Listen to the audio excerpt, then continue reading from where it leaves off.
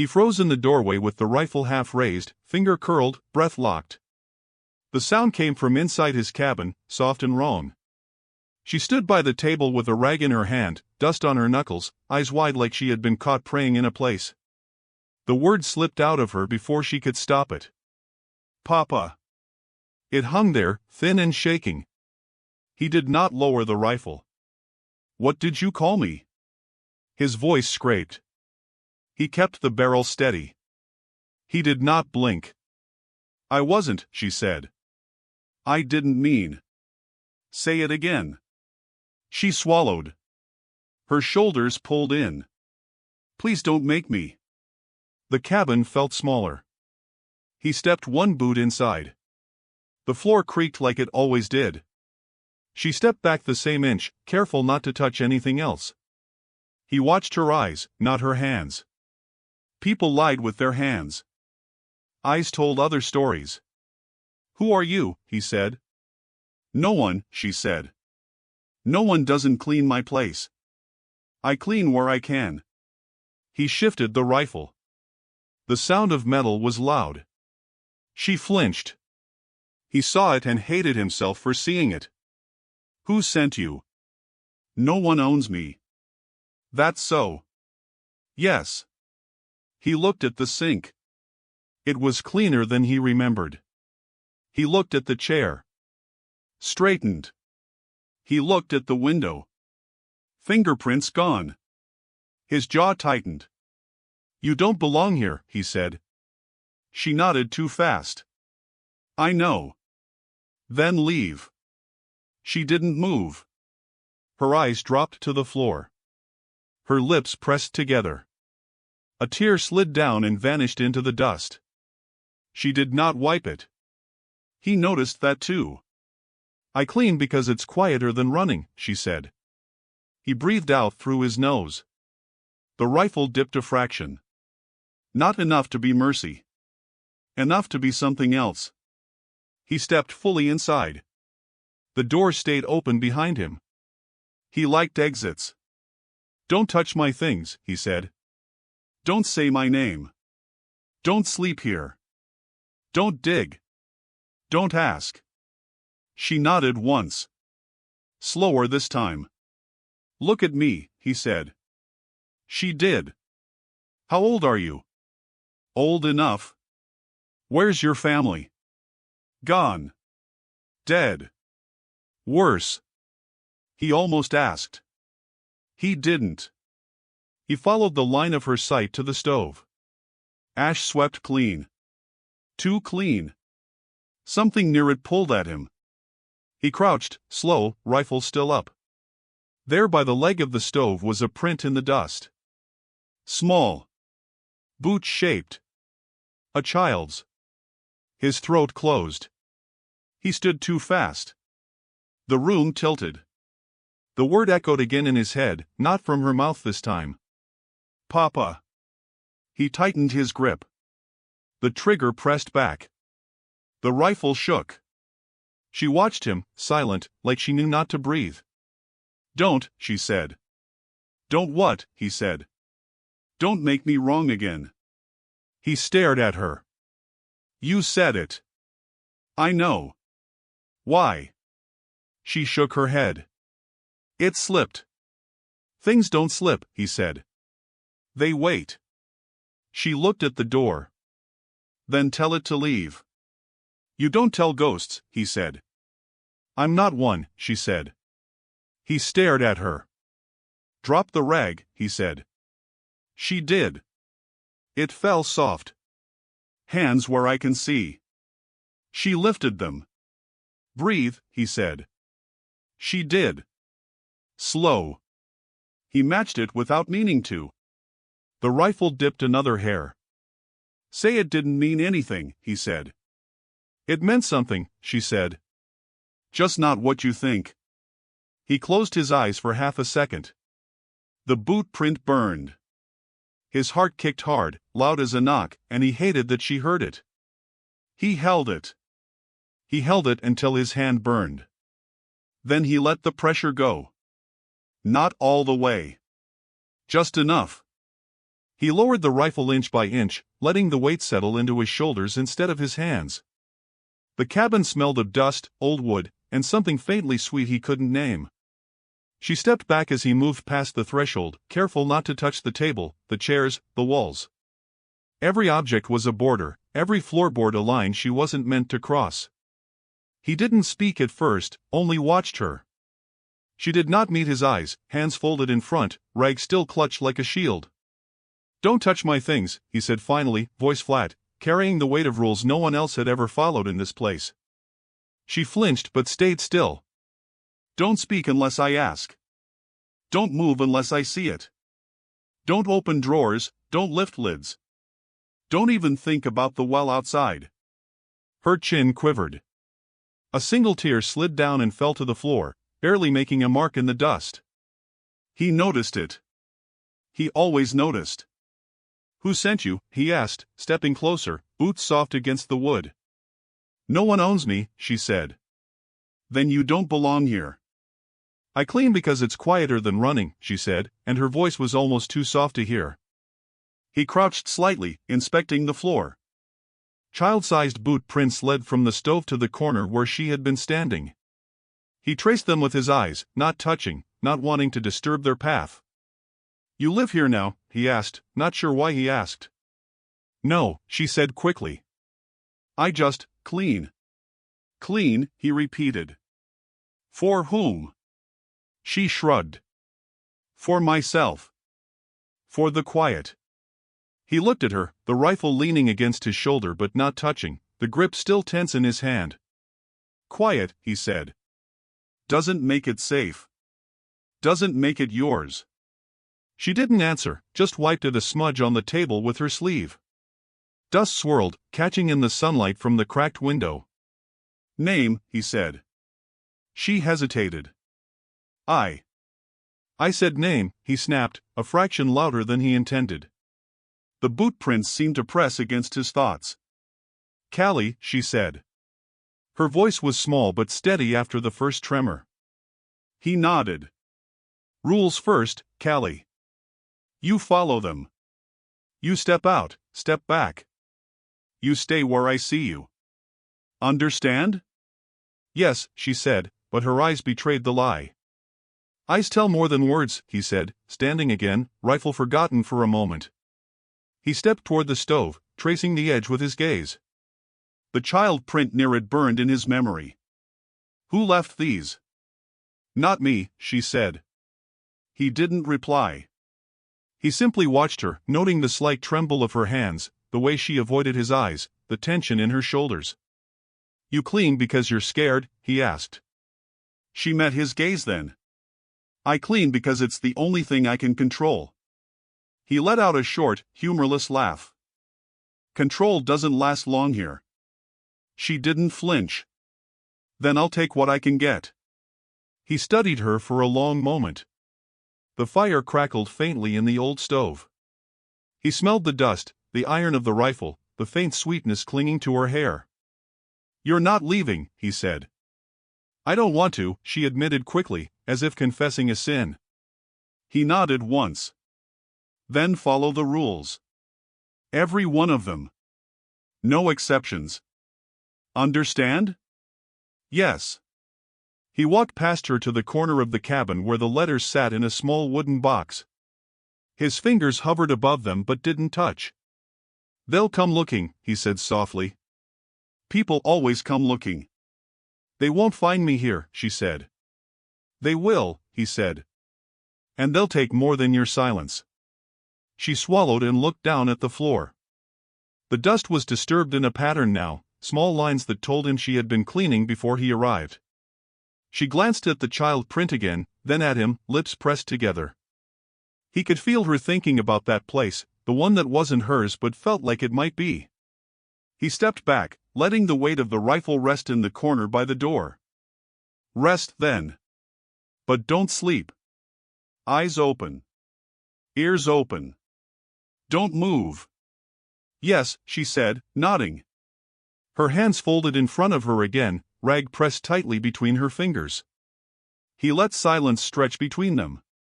He noticed the sun slipping through the cracks of the wall, hitting the boot print, highlighting it. The print was small, innocent, haunting. He felt it press into him like a memory he had tried to forget.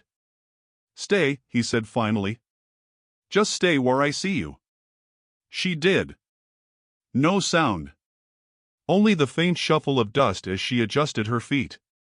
He leaned against the wall, shoulder heavy with the weight of old rules and older grief. "Don't speak unless I ask," he said again, almost to himself. "Yes," she whispered. The cabin was quiet then, but it was not peaceful. Dust motes floated in the streaks of sunlight, and somewhere far off, a dog barked, or maybe it was a memory of one. He didn't move. She didn't move. And for a few minutes, nothing else existed except the small room, the child print, and the word that had slipped out of her mouth too fast. "Papa." He caught his reflection in the glass of the window. He looked older than he felt. She saw him looking and didn't flinch this time. She only lowered her hands slowly, rag dangling. He breathed in the scent of dust and faint perfume, and he thought about letting the word go. But he didn't. "Not yet." "You're not ready for this place," he said. "I know," she replied. He nodded once. "Good." She bent slightly, adjusting her stance, dusting the edge of the table carefully. He watched her do it, silent. The print by the stove gleamed faintly in the sunlight. "I'll clean," she said. "But I won't run." He allowed a small exhale. "Then we start there." The cabin settled around them, walls breathing with old air and new tension. Outside, the wind kicked up dust along the road. Inside, the small footprint remained, the only reminder of innocence and what had been lost. He didn't step on it. She didn't touch it. They both looked at it and said nothing. He lowered his hand fully, letting the rifle rest, but his eyes never left her. "You're staying," he said. "Yes," she replied, finally steady. For a moment, the cabin felt less like a borderland and more like a temporary truce. The child print in the dust, small and stubborn, watched them both. He stayed crouched near the stove, eyes fixed on the small boot print pressed into the dust. The edges were sharp, as if it had been left just moments ago, yet he could feel the weight of years in it. She stood by the table, hands still folded, not moving, not breathing too loudly. The word echoed again in his head, uninvited, "Papa." He forced it away, but the memory it carried refused to be quiet. "You call men that often?" he asked finally, voice low, careful. His gaze never left the print. "Only dead ones," she said without hesitation, but her eyes darted to him, searching for a reaction. "Then why me?" he asked, fingers brushing the edge of the stove. The dust stirred under his touch, and he let it settle before looking back. "Because you didn't flinch," she said, voice barely above the sound of the wind rattling the cabin walls. She lifted her hands slowly, letting the tension bleed out. "I haven't said that word in years." He didn't speak. He thought of a child who had once used that word for him, a girl whose laughter still haunted the corners of his mind. He pressed his palm against the cool wood of the table, forcing himself to stay grounded. "You knew what it would do," he said finally, voice tighter than he intended. "I didn't know it would mean that much," she admitted, her lips pressing into a thin line. She wanted to explain, but the words wouldn't come. He stood, slowly, deliberately, so that she could see he wasn't a threat yet. Not entirely. The rifle leaned against the wall behind him, untouched, a silent reminder of power and fear. "You've been running," he said. "Running from words, from people, from yourself." "I didn't have a choice," she said, her eyes dropping to the floor. Dust clung to the soles of her boots, tracing lines that didn't belong to anyone else but her. He studied her. Every movement was a small confession. Every blink a secret. The room seemed to shrink around them, walls closing in, waiting for an answer neither of them was ready to give. "You know what comes next, don't you?" he asked. "I do," she said. I wasn't ready." He moved closer to the print, tracing the outline with a finger without touching it. "Memory doesn't care if you're ready," he said. "It waits. It doesn't forgive." She flinched, but not from him, from the weight of his words. I remember, she whispered. Everything. But I don't say it. Not anymore. And now, he asked, voice sharp, slicing through the quiet. Now, she hesitated. Now I don't have a choice. He nodded slowly. The sound of the cabin settling was loud in his ears. He could hear the wind shaking the shutters outside. Somewhere, a truck engine rumbled down the road, distant and mechanical. He didn't turn toward it, but the sound put the room on edge, reminded him that the world outside had not forgotten them. You called me that word, he said. And it matters. Even if you didn't mean to. I didn't, she said quickly. You did, he interrupted. And you know it. That's why you're afraid to say it again. Her hands clenched into fists, rag twisting between her fingers. I can't, she said. It's too much. It's never too much until you make it too much, he said. You don't get to decide that for me. She looked at him then, fully, and the fear in her eyes was raw, unmasked. I wasn't ready to face you. Or what that word brings back. He exhaled slowly, the tension in his shoulders easing fractionally. Neither was I. But it's here. It doesn't go away just because we close our eyes. She nodded, and the silence between them stretched long enough to be dangerous. Dust motes hung in the air, caught in the sunlight from the cracked window. Each particle seemed to carry memory, grief, and unspoken apologies. I didn't mean to call you that, she said finally, soft, almost inaudible. He looked at her, face unreadable. Words aren't about meaning, he said. They're about what they wake up. That word woke something. You need to know that. You can't undo it. I'm not trying to, she said, voice steadier now. I didn't think. No one ever does, he said. He stepped back, letting the weight of his own grief settle on him, pressing down on the room. The print on the floor gleamed faintly, stubborn and accusing. You think you can be quiet and it won't matter. But it always does. I know, she said. I know it matters. I didn't want it to. He studied her hands, folded in front of her, and for a moment, he thought of the child who had once said the same word for him. He had flinched then too. He hadn't wanted it to matter. It had. Everything mattered. You hear that truck, he said, nodding toward the window. She flinched at the sound again, though it was distant. Yes. They're moving fast. Outside. People like them don't stop for dust or grief. I can't go back, she said. You won't, he said. Not yet. Not until you face this. I want to face it, she said. I need time, he finished for her. You need time. And rules. And a place to stand where you won't be erased. She looked up at him, eyes sharp now, testing him, weighing his words. And that place is here? For now, he said. If you follow the rules. Every one of them. She nodded. The cabin seemed to breathe with them, walls closing in, floorboards holding their shared tension. Dust swirled gently from where she had been cleaning, rising in lazy circles that caught the sunlight, and he saw the print one more time. Small. Innocent. Haunting. I'll stay, she said quietly. If I can. You will, he said. Because you have nowhere else to run. And because leaving doesn't change what you've done or what's coming. She swallowed and nodded again. I understand. The truck engine faded in the distance, replaced by the sound of wind rattling the window panes.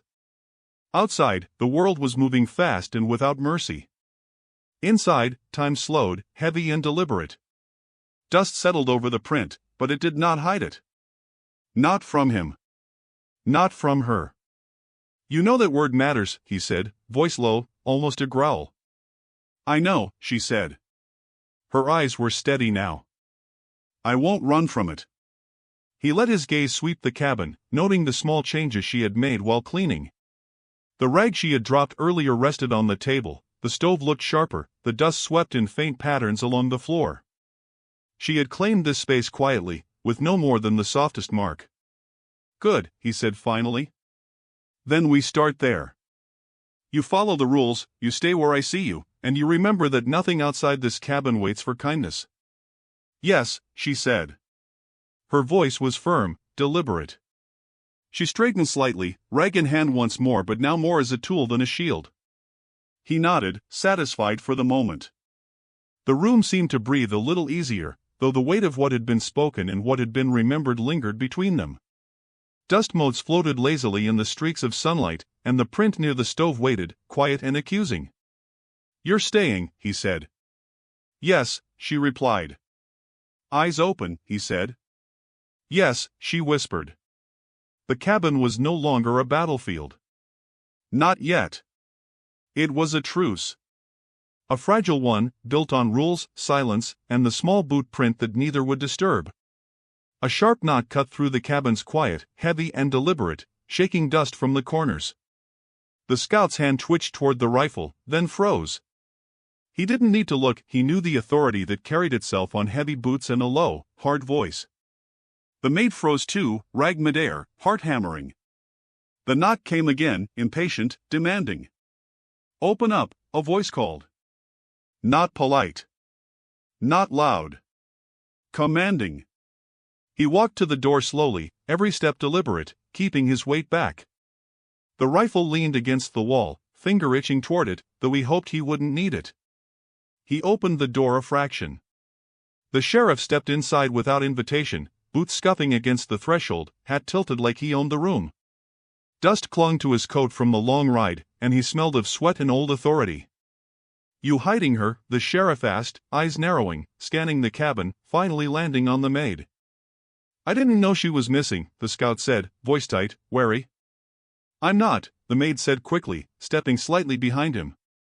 "Girls like you always are," the sheriff said, voice low, dangerous. He squinted, trying to put her name on her, but using the wrong one. "Callie, right? Or is it Mary?" The scout's eyes narrowed. "It's Callie." "Callie," the sheriff repeated, testing the name like a weapon. His gaze slid over the cabin, settling on the scout's badge hanging crookedly on a nail above the stove. It gleamed faintly in the dim light, old authority pressed against old grief. The sheriff's eyes lingered too long. "That badge doesn't mean what it used to," the scout said. "It still means something," the sheriff said, stepping closer, boots heavy. "Don't think it doesn't."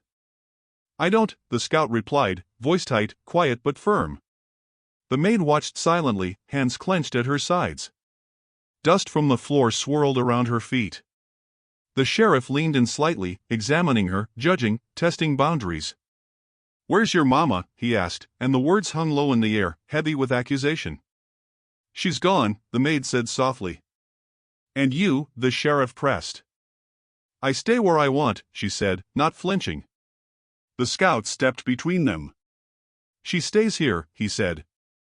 "Or she leaves. Your choice doesn't matter." The sheriff chuckled dryly, eyes cold. "You think you can protect her? You're a quiet man with a badge that's seen better days." "I protect where I stand," the scout said. "Nothing more. Nothing less." "Quiet," the sheriff said, shaking his head. "You're always quiet until it's too late." He glanced again at the badge. "And that thing? Rust doesn't matter until it's needed. You'll see." The scout didn't move. His eyes stayed on the sheriff, measuring, weighing, calculating. "It's not needed," he said. "Not here. Not now." "Not here," the sheriff's laugh was low, rough. "You think this cabin, this little dust corner, hides anything from me?" "Hides her from me?" "She's not hiding," the scout said. "She's standing where she belongs. I won't let anyone move her." The maid took a careful step closer to the scout, shoulder brushing his. He didn't pull away.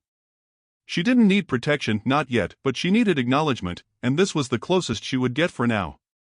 Old rules, the sheriff said, voice sharp, circling them, die hard. Don't forget it.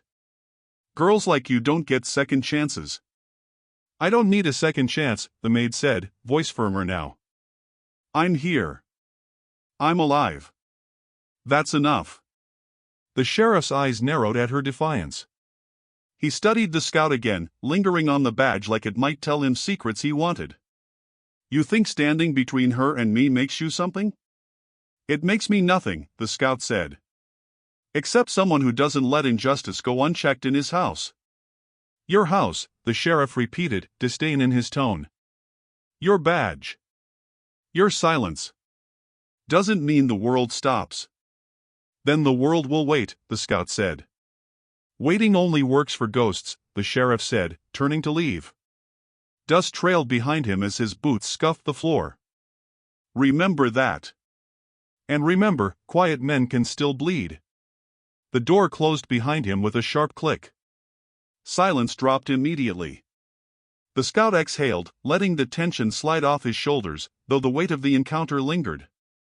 The maid lowered her hands, still trembling slightly, dust sticking to her palms. You handled that well, she said softly, almost inaudible.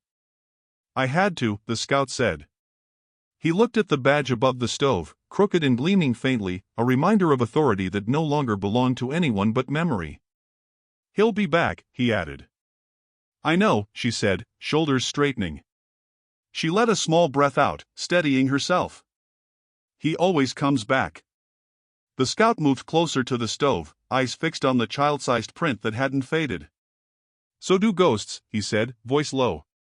And people who think they own others. The maid's gaze followed his, and for a moment, the room felt heavy with past and future alike. Dust settled around their feet. The air felt thick with unspoken threats and the weight of memories that refused to rest. He'll notice the print, she said quietly. And he'll know we didn't move it, the scout said. Good. She looked at him, eyes sharp, searching for meaning in his tone. That's good? Yes, he said. Because it tells the story we're not ready to speak aloud yet. Outside, the wind stirred along the road, rattling the shutters. Somewhere, distant, a dog barked. Inside, the cabin stayed still, holding tension like a living thing. The badge gleamed faintly above the stove, a reminder of power, rules, and what had been lost. The scout stepped back, letting the quiet fill the space. The maid folded her hands, dust rag dropped carefully on the table. They did not speak for a few moments, letting the threat of the sheriff linger without need for confirmation. You handled him, she said finally, voice steadier. I handled what he brought, the scout corrected. Not him. She nodded slowly. And the badge? He glanced up at it. It doesn't protect anyone anymore. Not really. Just reminds us what's at stake. She let that settle, looking at the print on the floor again, then at him. So, we wait? For now, he said. But we do not flinch. Not ever. The cabin held them then, walls breathing dust and shadow. The badge above the stove gleamed faintly in the afternoon light, stubborn and accusing. The boot print remained, small and steadfast, a silent witness to everything unspoken. They didn't speak again. They only moved through the cabin carefully, side by side but separate, understanding that power had arrived and rules were in place, though no one had yet been fully tested. The sheriff's presence faded, but his shadow remained. The scout's eyes stayed on the badge. The maid's on the print. And outside, the wind carried whispers of what was coming, relentless and unseen. The sheriff left dust trailing behind him like a warning. The cabin felt heavier once the door clicked shut, the air settling back into the corners where tension lingered. The scout leaned against the wall, rifle forgotten, watching the maid. She stood still for a moment, rag limp in her hands, then slowly turned toward the back door. Without asking, he followed, boots quiet on the wooden floor, every step measured. Outside, the sunlight was harsh, burning against the rough wood of the cabin. The well sat at the edge of the yard, its rope coiled loosely, bucket waiting. She walked first, fingers brushing the weathered wood as if it offered comfort. He followed close behind, silent, noting every slight tremor in her shoulders, every cautious step around the stones and debris. "Why come here?" he asked finally, voice low, careful, like speaking too loudly could break the fragile line they walked. "My mama said you listen," she said without turning, voice steady though her hands shook slightly on the bucket's rope. "I stopped," he said, eyes on the water below, dark and still. "Then start again," she said. Her voice was simple, almost a command. He noticed the weight in her tone, the memory carried in it like a stone she refused to drop. He knelt beside the well, resting his hands lightly on the edge, letting his fingers trace the worn wood. The water below rippled faintly, catching the sun, hiding secrets in its dark surface. "What happened?" he asked. Not a demand, not yet. Just an opening. "They did things," she said, voice low, almost swallowed by the wind. She glanced at him briefly, eyes sharp. "To my mama. Took what was hers and left her nothing. Not even her name in peace." He swallowed, chest tightening. "The town?" "Yes," she said. "All of them who watched. All of them who didn't care. They believed it wouldn't matter." He let his hand rest on the rope, feeling the rough fibers bite against his palm. The bucket swayed slightly as it hung over the well. "And you?" he asked. "What did you do?" "I ran," she said. "For a long time. And now I'm here. Trying not to. Trying to face it." He studied her for a long moment. Every line in her face, every twitch in her hands, carried the past in full force. "You think this water will clean it?" he asked. "No," she said quietly. "But it remembers. And maybe that's enough. To see it, to name it." He let silence fill the space, listening to the wind scraping against the cabin, the faint creak of rope, the bucket swinging above the dark water. He could feel the weight of her memory pressing against him, heavy, demanding attention he wasn't ready to give. "I can't fix it," he said finally. "Not her. Not what they did. Not any of it." "You listen," she said simply. "That's a start." He exhaled slowly. The words were simple, but carrying them was hard. He rested his elbows on his knees, looking into the water. Shadows moved beneath the surface, or maybe it was his own reflection warping with the ripples. "You've seen enough," he said. "Not enough to stop me," she said, eyes sharp, meeting his. "But enough to know who I am. And who I'm not." He studied her face, noting the strength, the fragile edges, the line between fear and determination. "You're hard to read," he said. "Maybe I don't want to be read," she said. "Maybe that's the only protection I have left." He nodded. "Then I'll respect that.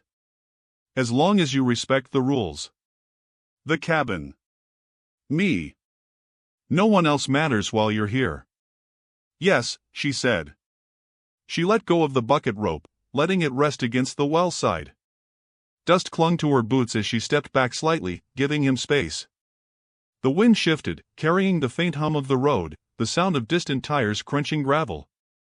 The scout's eyes flicked toward it, noting the sound but staying rooted at the well. "They'll come," he said quietly. "They always do," she replied. "And I'll still be here."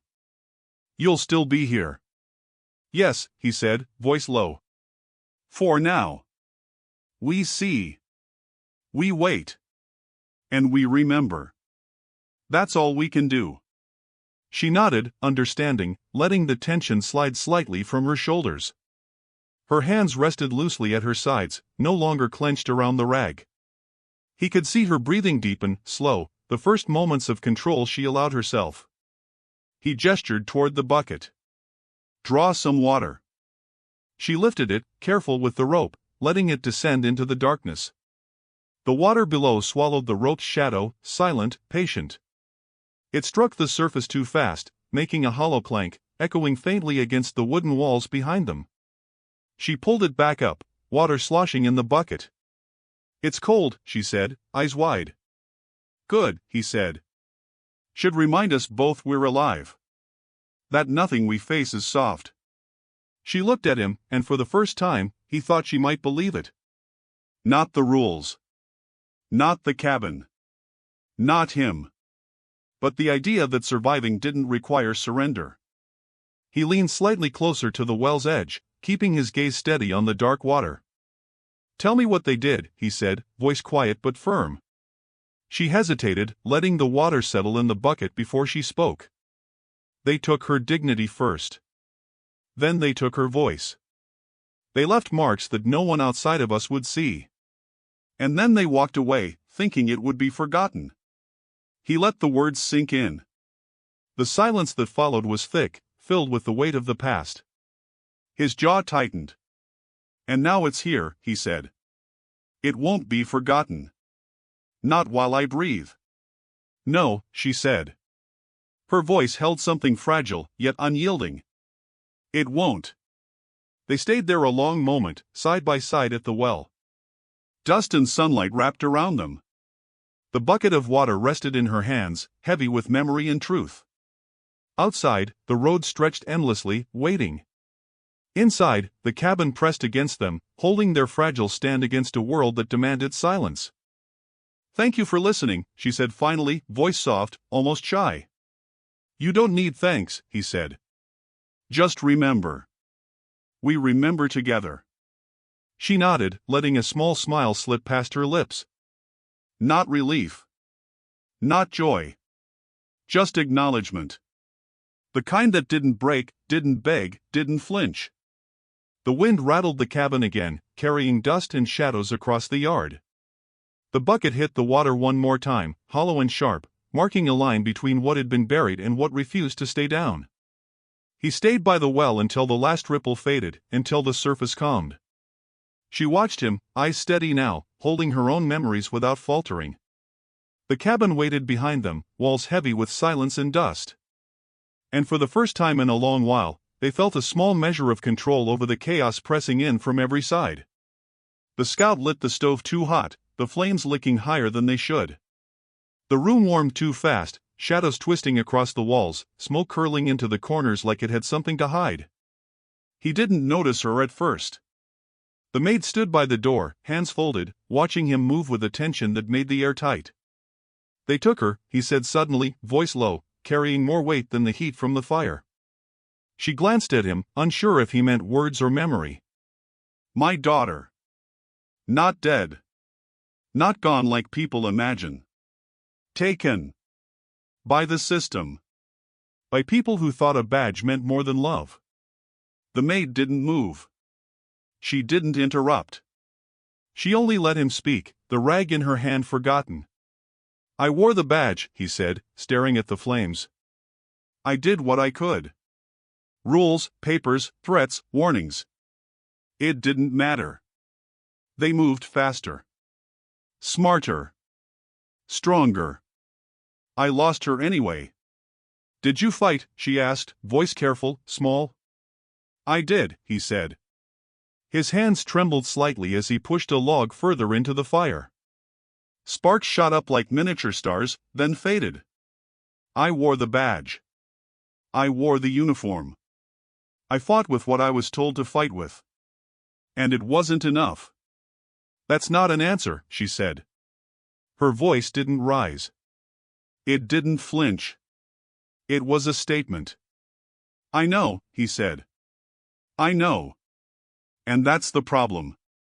I had nothing left to give when she disappeared. Nothing. He shoved the poker into the embers, scattering sparks across the floor. The flames roared, consuming wood, heat rising too fast, smoke filling the corners of the cabin.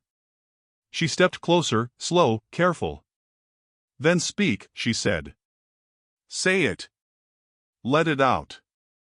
Don't hide it in fire or silence." He laughed dryly, a sound that scratched at his throat. "Fire eats silence," he said. "But it doesn't eat grief. It only makes it louder, sharper." "Then let it be loud," she said.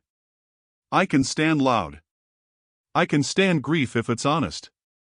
He looked at her, really looked, and something cracked inside him. Memories he had buried like coal beneath ash rose, heavy, jagged, unrelenting. "I lost her," he said, voice breaking slightly. "The girl who called me Papa, taken before she could understand. Taken by people who thought rules were stronger than love. Taken and his hands gripped the edge of the stove until his knuckles whitened. He swallowed, trying to push it down. The flames danced, mocking, reminding him of the loss that didn't burn away. "You're still here," she said. "That's proof you can survive it. That it doesn't own you." "It owns me," he said, exhaling smoke-laden air. "It's a weight I carry. Every day. In the quiet, in the fire, in the dust. Every time I hear that word to Papa, I feel her vanish again." "Then stop vanishing," she said, stepping even closer. She didn't touch him, didn't need to. Her presence alone anchored him. "Face it. Speak it. Let it hurt. Let it breathe. Not just in you, but with me. Let it be shared." He shook his head, looking at the flames, seeing the memory of her smile, the sound of her small voice calling to him, and the cruel hand of the world ripping it away. "I can't," he said. His voice was hoarse, broken. "It's too much.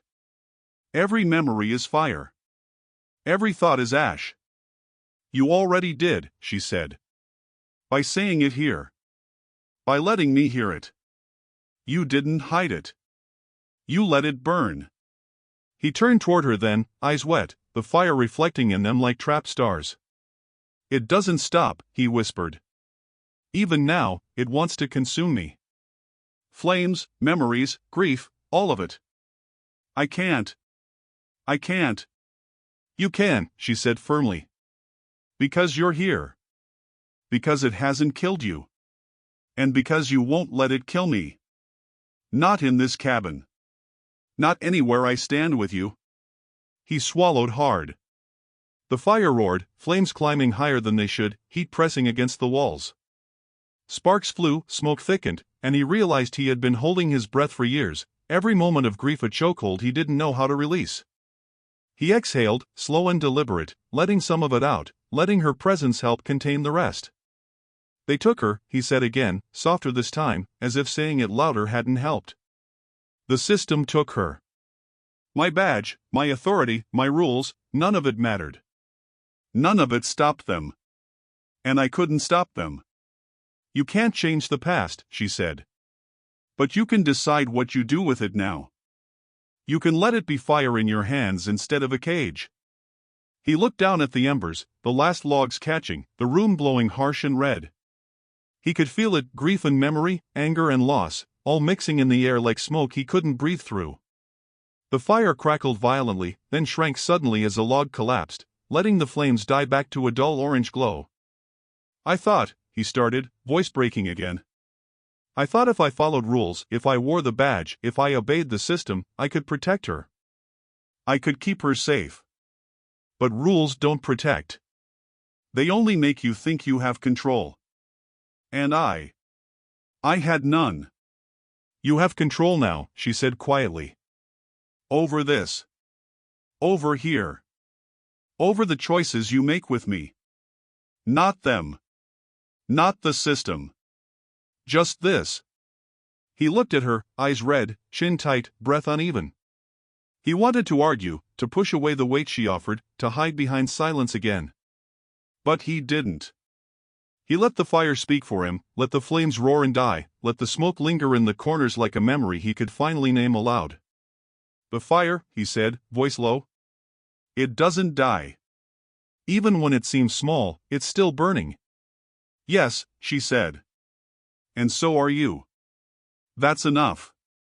He nodded slowly, letting his shoulders relax fractionally. The cabin felt smaller with the smoke, heavier with the truth, yet somehow freer than it had in years. He hadn't solved anything, hadn't undone the past. But for the first time, he had let it out into the open, shared it, and survived it. The fire flickered, shadows dancing across the walls. Outside, the wind stirred, whispering through the cracks, carrying the scent of dust and earth. Inside, the scout and the maid stood, bound together in quiet defiance, letting grief and memory roar and die within the walls that had witnessed too much. And for a moment, that was enough. Smoke curled lazily through the cabin as the last embers from the stove died, leaving the room heavy with scent of burned wood and memory. The scout sat at the small table, fingers brushing over the edges of a stack of letters he had never sent, each envelope a weight pressing down with a name, a crime, a claim. The maid stood across from him, arms folded, eyes scanning the pages with a mix of curiosity and unease. "These, you never sent them?" she asked, voice low, careful, almost afraid of the answer. "No," he said. "Never trusted anyone to read them. Not then. Not ever." He paused, fingers resting on one particular envelope, frayed at the edges.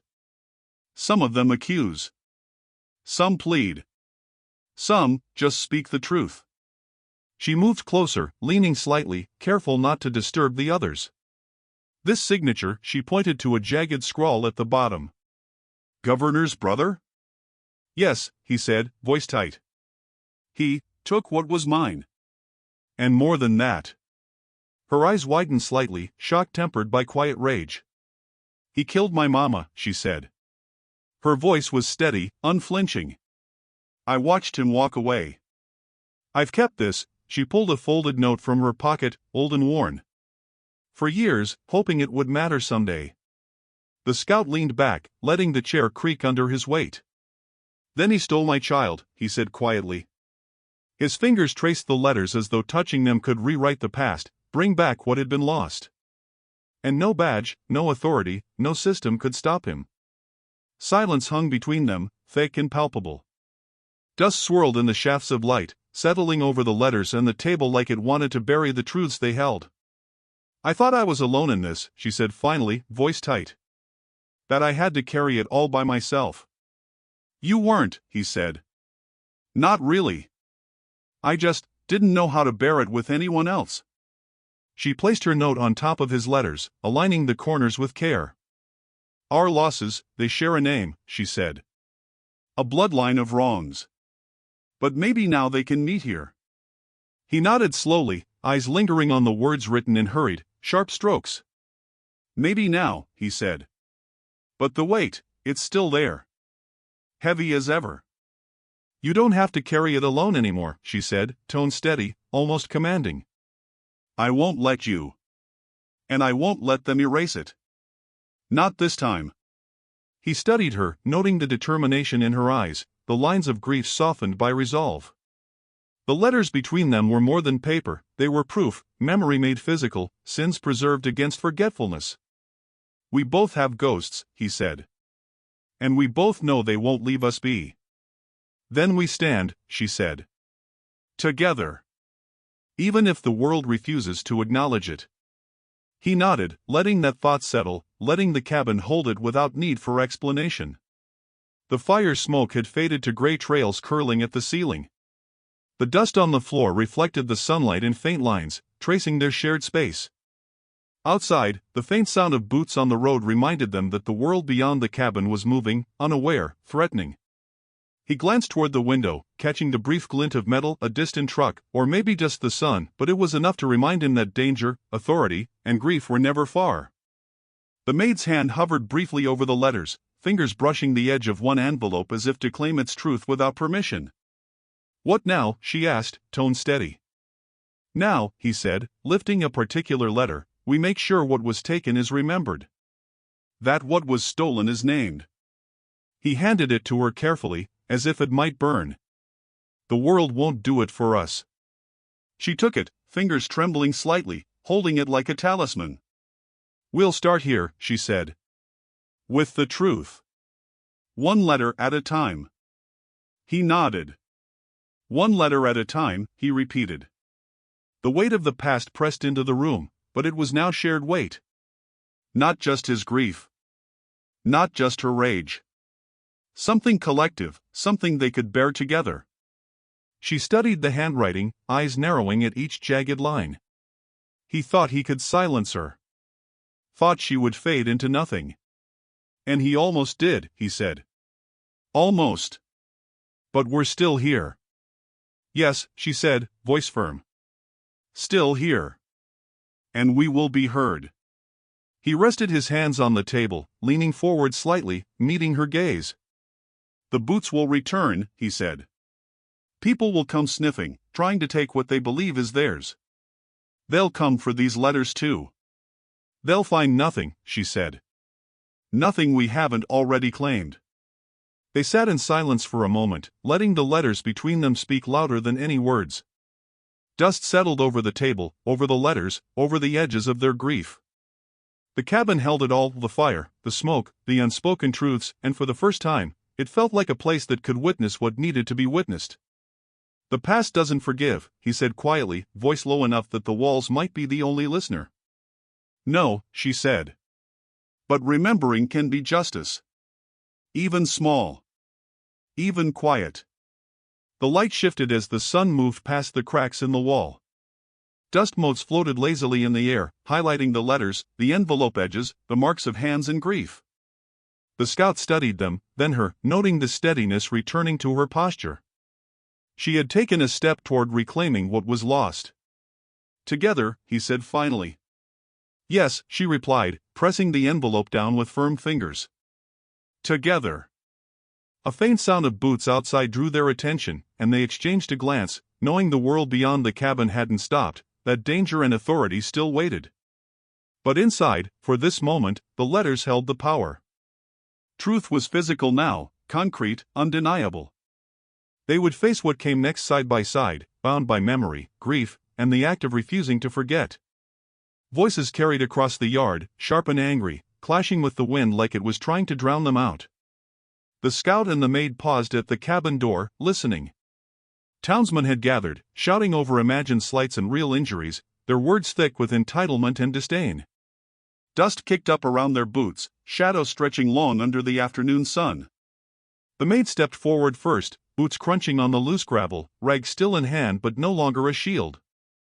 She faced the crowd with calm precision, letting her presence speak louder than any argument. You ought to be grateful, one of the men barked, voice high, cracked with age and anger. For what? She said, her tone even, measured.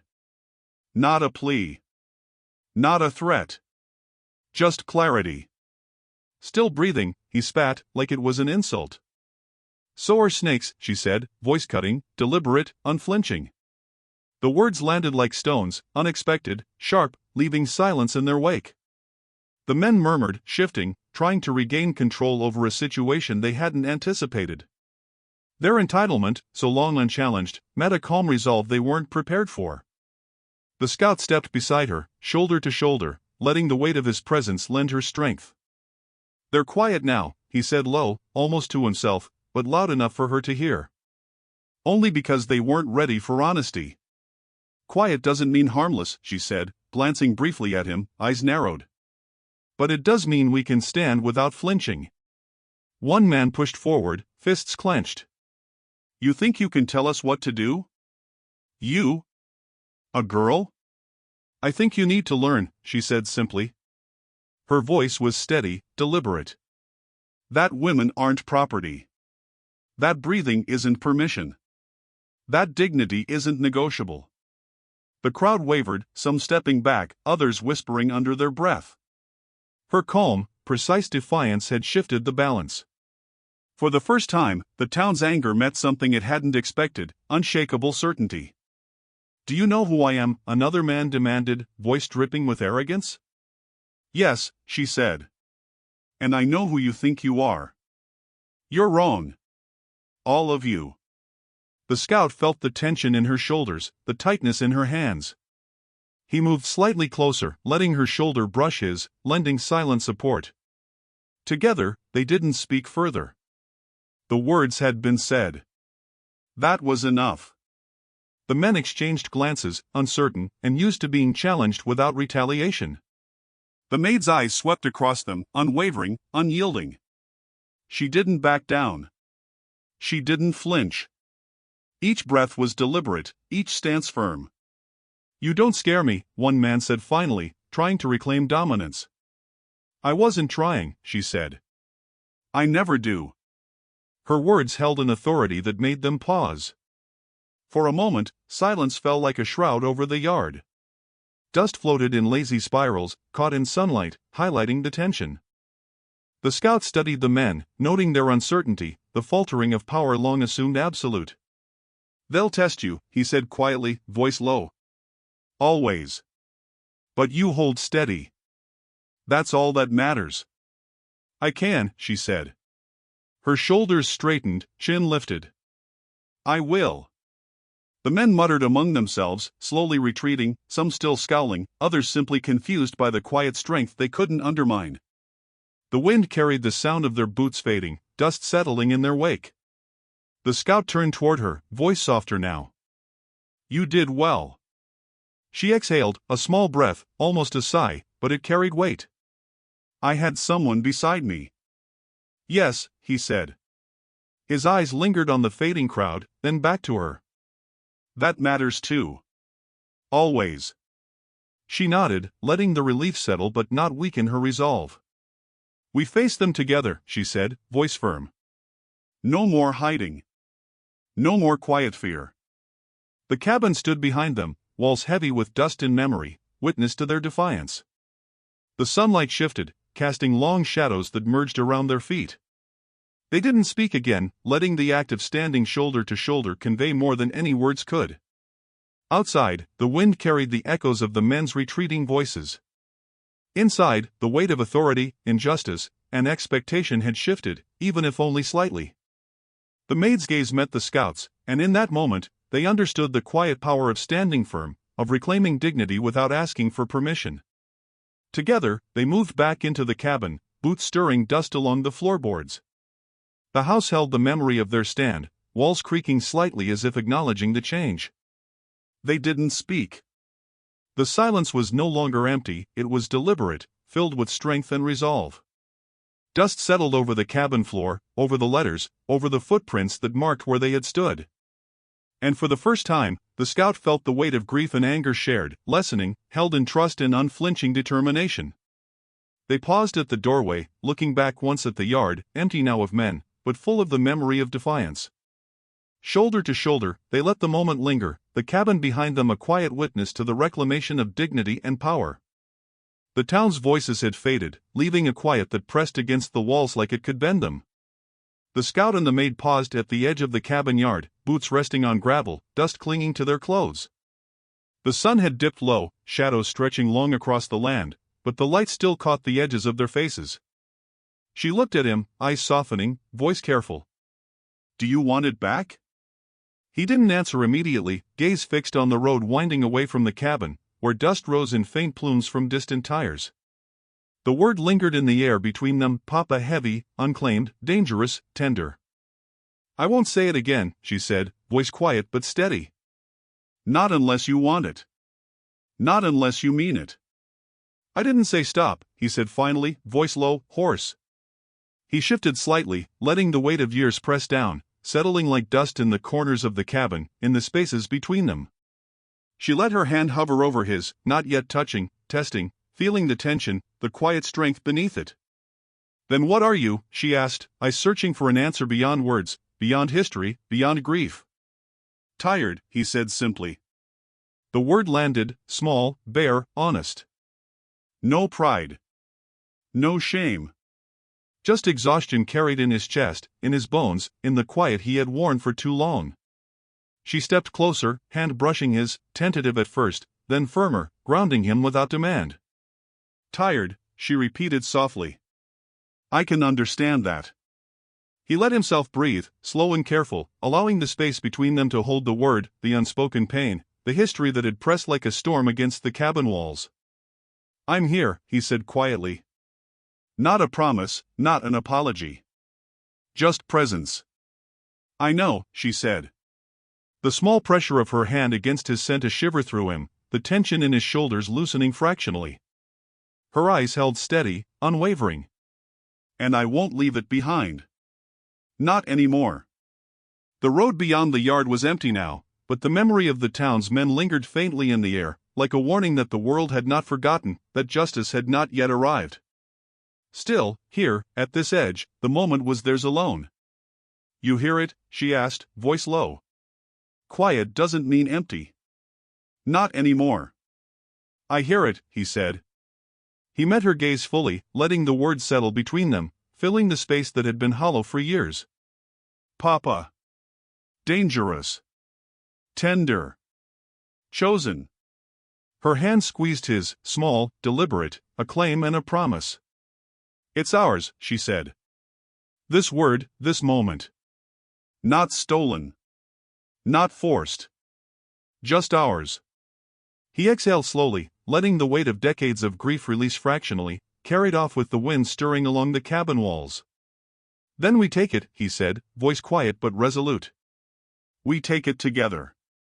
She smiled faintly, a small curve, but full of meaning. Together, she said. The word carried more than sound, it carried acknowledgement, protection, choice, and history reconciled with the present. He nodded, hand tightening slightly around hers, letting it anchor him to the here, the now, the reclamation of what had been lost and feared forever. The cabin behind them seemed to exhale, dust stirring softly, shadows shifting with the waning light. The world beyond the yard could wait. For once, they didn't flinch. For once, the quiet carried presence, not absence, and the word finally landed without fracture, without fear, without grief pressing too hard against its edges. Together, they stepped toward the cabin, letting the quiet follow them like a promise. Footsteps in sync, dust falling from worn boots, the road ahead empty but their resolve full. The air shifted, carrying the scent of earth, wood, and fading smoke from the stove. He didn't speak. She didn't need to. Papa had been chosen, spoken, claimed. And for now, that was enough. They paused at the door, shoulders brushing, letting the quiet stretch around them. Shadows curled in the corners, but they didn't matter. Not anymore. The word had returned. It was theirs. Dawn crept across the yard, spilling pale light over the cabin, glinting off the scout's old badge nailed crookedly above the stove. He stood in the doorway, hands on the wooden frame, eyes fixed on the small metal disc that had carried authority, grief, and failure all at once. The badge had once been a shield, now just a reminder of everything he had lost and all the compromises he had made. The maid stepped beside him, silent, boots stirring the pale dust. She looked at the badge, then back at him, expression steady. They'll come back, she said simply. Let them, he said. Voice low, quiet, almost reverent. He reached up and unhooked the badge, turning it over in his hands. Dust had settled in the creases and scratches, tiny reminders of the people it had belonged to, the lives it had failed to protect. You afraid? She asked, watching him carefully, noting the tension in his shoulders. Not of being seen, he said. He bent slightly, dirt under his nails as he dug a shallow hole by the well. The maid knelt beside him, helping, her hand steady as she moved the earth aside. Just tired of what it represents. Rules. Authority. Failures I can't undo. The badge rested in the small hole, metal glinting faintly before the earth claimed it. He pressed dirt over it slowly, deliberately, letting the weight of memory settle on the soil. When he was done, he tamped it down with his palm and rose, dust falling from his sleeves. The maid looked at him, voice quiet but firm. What comes next? He glanced toward the road, stretching into the morning haze. We decide. Together. Not the system, not the town. Us. People first. Rules second, or not at all. She nodded, a faint smile tugging at the corner of her lips. Then we're ready. He offered his hand, and she took it without hesitation. Shoulder to shoulder, they stepped from the cabin yard into the pale light of morning, leaving the badge buried and the past weighed down beneath it. The dust stirred under their boots, rising like smoke, ghosting behind them as if carrying the memory of authority and loss with them but not letting it follow. They paused for a moment, looking back. The cabin, sturdy and worn, stood like a witness to everything that had happened within its walls. The well beside it held quiet water, calm and unyielding. They didn't speak, letting the scene settle, letting the dust and sunlight mark the end of one chapter and the beginning of another. The road is empty, he said finally. Voice low, but carrying purpose. But it won't stay that way. People will come. Always. We'll face them, she said simply. Together. And if they bring trouble, they bring it to both of us. He nodded. Good. Let them see we don't flinch. Let them see that power isn't in badges or authority. power is choice. And we choose each other. She squeezed his hand gently, and he let the pressure anchor him, remind him of the bond forged in grief, silence, and defiance. The morning wind shifted, carrying dust and the faint scent of smoke from the stove long cooled. The scout turned back toward the cabin one last time, eyes resting on the buried badge. It was no longer a symbol of failure, only of lessons learned and burdens released. The earth held it now, unclaimed by men, unclaimed by memory, waiting beneath the sun's first rays. Not afraid, he said quietly, more to himself than her. Never were, she said. She stepped closer, brushing dust from her boots. And never will be. They began walking toward the road, slow, deliberate, boots kicking up small clouds of dust, shadows stretching behind them. Side by side, they moved toward the unknown, toward the next chapter of their lives, carrying only what they had chosen to keep, each other, shared grief, and the quiet strength that comes from standing without flinching. The cabin faded behind them in the growing light. The badge rested in the dirt. The past lingered but could not reach them here. The road stretched ahead, empty and wide, promising nothing except choice, and they had that. They stopped at the edge of town, the courthouse rising ahead like a quiet sentinel. The streets were mostly empty, but faint echoes carried off the cracked sidewalks and weathered storefronts, footsteps, doors creaking, distant voices. The scout's boots pressed lightly on the gravel as he took in the scene, chest tightening with the familiar weight of memory. She used to hum, he said quietly, almost to himself. His voice barely rose above the wind threading through the narrow streets.